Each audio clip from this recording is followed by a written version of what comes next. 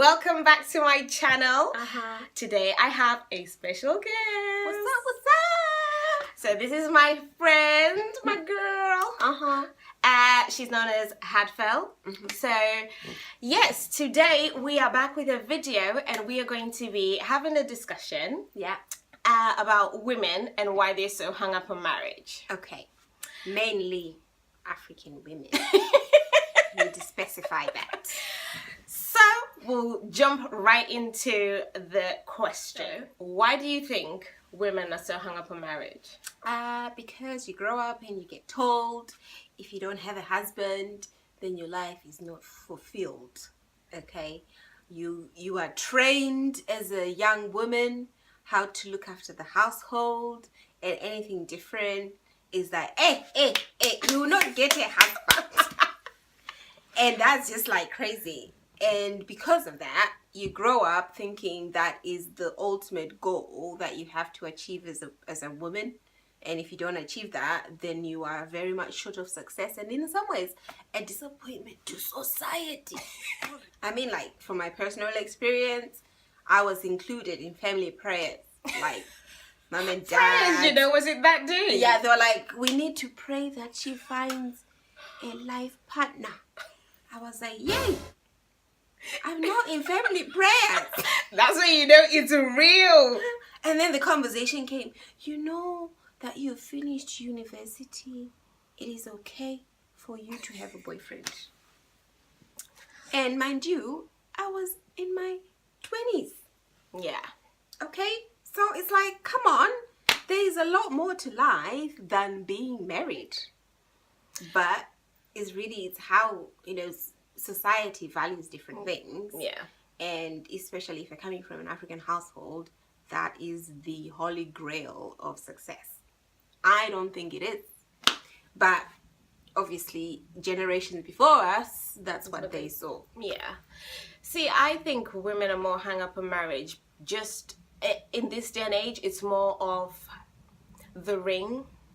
I don't even think people actually understand. It has to be big. Yeah, they don't understand the fundamental things of what a marriage is. So I think they're just out to get a ring and say someone wants to marry me, because it's a lot harder to find somebody in this day and age, because there's bare waste guys. Oh yeah, waste everything. So the moment you do meet the someone amount that of frogs you've got to kiss are a whole lot more. Yeah. So I find people are hung up on marriage because they feel like out of all the riffraff that's out there, they've made it. They've found someone that makes sense, that wants to put a ring on it. But is it though? Because I have a suspicion that the majority of marriages out there aren't really good ones. Yeah. So this is exactly it. But it's you're married. It's why did you get married, and who did you get married to? Did you settle? Is it for society? Was it for other people? Is it because you felt under pressure because of time, your biological clock, all these things, like, which brings the next question: what sort of ideal age is the okay age for marriage? Is there an ideal age? No, I don't think so. I think you need to marry when you're ready, because you've got people that find they're the one, and they're straight out of high school, and they get married, and it works. And then but they haven't lived. So with those ones, right, I find I'm just like, you're a baby, you haven't lived, but you're in love. So when you know you're in love and you feel you're in love and you're ready for what you think marriage is, then you go and get married. But I feel you haven't experienced enough to know who you are to get married. But some people grow together. Yeah. Which is also okay.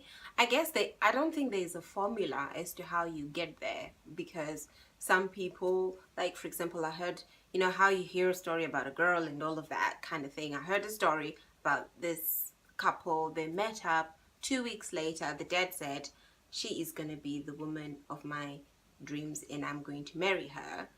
He proposed in 3 months and they've been married for 25. Happily married. And getting to know somebody is really key in terms of how you work together, how you've got the same values, you like the same jokes, you know, and people are really weird out there. True.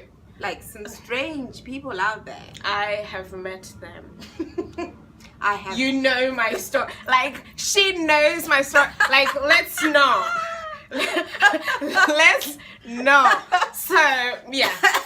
There are regards to, like, age gaps that you consider. Like, is there, like, a big gap? Is there, like, a limit? Because I remember I had a conversation with some girls. Mm-hmm. And then they were like, well, you know, there's an ideal age gap. Like, I want a gap. And they were, you know, calling them elders. And then the really old, like, granddads, they were calling them ancestors. So it was just a funny joke. But it's like, with that comes, there's a gap. And what's, like, an ideal gap or a large gap? Like, wow.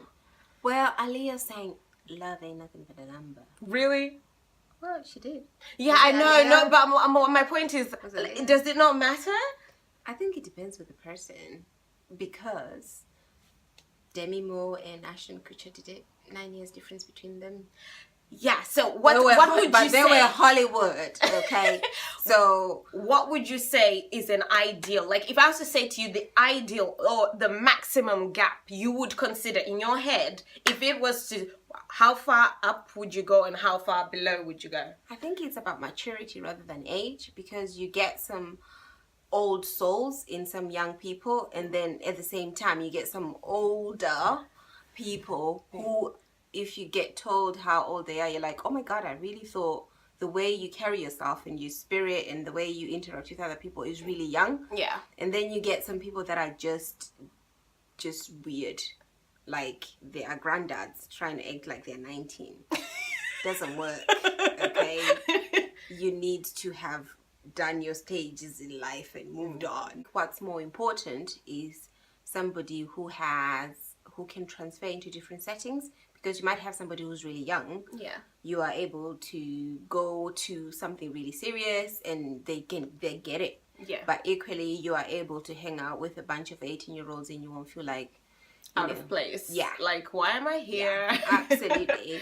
So I think that it needs to be somebody you feel comfortable with and be in your own skin. So whether you're hanging out with them or you're hanging out with your friends and your family, you're not necessarily a different person.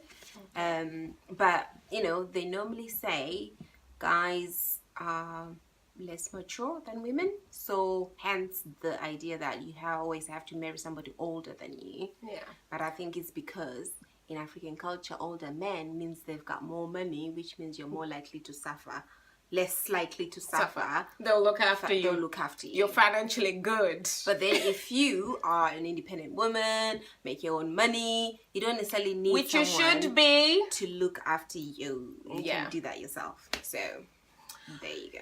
Yeah. So with that being said, I just think that there is a gap in terms of the things like once we do get married, like if we choose to have children, if you have a younger wife and I'm like, you marry an older man, like I want you to be able to run with your son and play football. Like there's things like granddads can be fun too. Yeah, but a bit slow. So it's those sort of things that I'm thinking, will you be too old for his graduation? Do you know all these things that will happen in his life? Are you just not going to be, like, you may have like, it's like, oh, why did you bring your granddad? You're like, no, that's actually like my dad. Ox. Like, yeah, so it's that sort of balance. Like maybe you get along with that person, but it's like your children getting to enjoy what a father should be able to do with you. Maybe they might, like, I'm not saying that they're incapable and like invalids or anything, or but it's do you know what I mean? Like being able to keep up and have the pace and have the time and, do you know, not be tired and the energy for it. Yeah. That marriage doesn't always mean that you have to have children. Yeah, I know that's like a big taboo when it comes to, like, in an African household. How can you? This is what I will be speaking about. In an African household, if you get married and then you're like, but we don't like kids. It's not to be prayed for, love. Like, no. There needs to be a conference, a women's fellowship, fasting and praying for you. Because how do you not want to have children? Like, I remember. Do you know what? I was having this conversation, right, with my mom, and my mom was saying, oh, yeah, because we all want grandchildren. I was like, but how do you know I want children? Like, what if I don't want you? Like, you've never had this conversation with me. Why are you being awkward? It's just like, what kind of woman are you? Every woman is on this planet to give birth to children. So you mean I shouldn't have grandchildren? I was like, no, but why did you assume I'm going to have one? But what kind? And it's that sort of mentality that, you know, they expect that you are going to have children. I was like, not that I'm saying I don't, but what made you think I wanted them? It's a given. Now the world is more diverse and we're all diluted and we mix and we're culturally, you know, accepting of everyone. Do you know what I mean? How do you find in our African Zimbabwean background it is taken when you say you're now dating out of the race or out of the culture? Like, you go and pick you a Kenyan or a Tanzanian or whatever it may be, like be any Arab. Tricky. It is tricky. Yeah. Okay, it's tricky because I think, you know, you can choose who you love. I quote what's the South African comedian? Trevor Noah. That's it. Trevor Noah said, you can choose who you love. You love who you love. You know, and I think, you know, to all you women out there, and I know that some people choose to stay within your race, and that's, you know, that's fine, and you know, that's if you want that, but you can also explore what the world has to offer, and it is not easy. You know, I'm in an interracial relationship and I'm getting married. And so, yeah, you know, it's been an interesting journey in the sense that you get to check yourself because you grow up with certain sets of values and different ways of thinking. Yeah. So then the question, when you become intertwined with somebody who's coming from a different point of view, you then start to question, well, why is this right? Yeah. But why is this right in the sense, in the state that I am in now? And then you actually get to think, well, is this right for me? Yeah.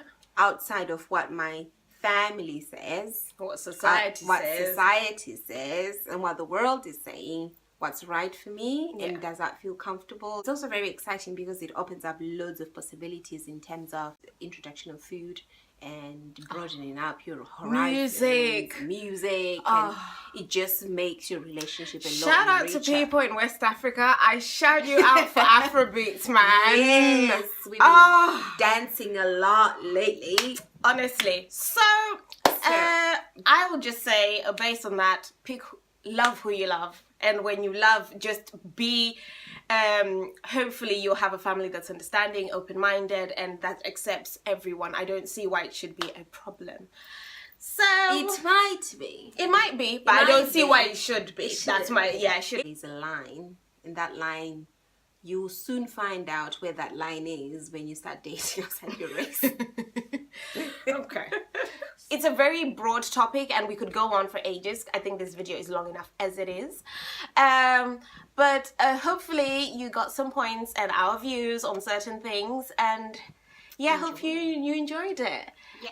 If you like these sorts of videos, guys, do leave a comment down below and thumbs this video up.